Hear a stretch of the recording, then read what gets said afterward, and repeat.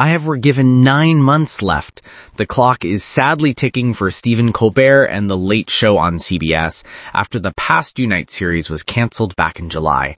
And the host has gotten an outpouring of help from lovers, fellow Past Due Nighttime hosts, and even the Emmys after his first-time win for Terrific Talk Show. There may be still at least one big element that he'd like to accomplish before the collection ends within the 2026 television schedule, and that's an interview with none aside from Pope Leo XIV.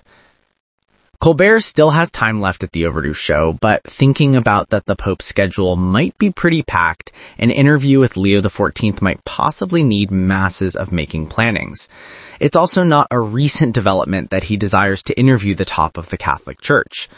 Speaking with GQ about who he needs to talk with but hasn't gotten the chance, he said, "The Pope.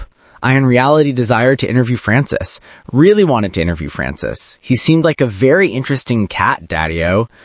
Stephen Colbert is openly Catholic, having spoken about it at the Overdue Show regularly.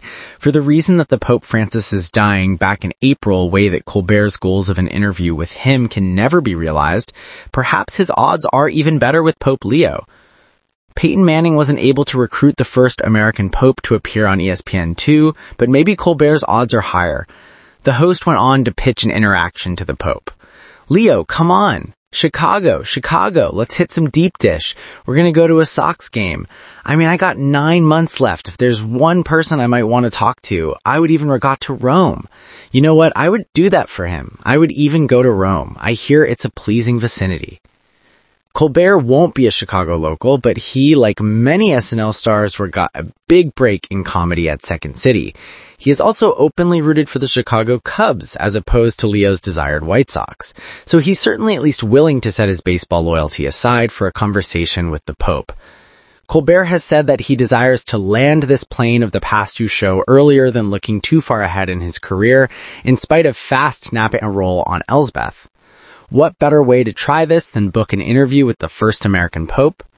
No matter the initial shock of The Late Show getting the axe, Colbert has talked about wanting late-night communique indicates to continue to survive after Jimmy Kimmel's show was temporarily pulled from late night on ABC.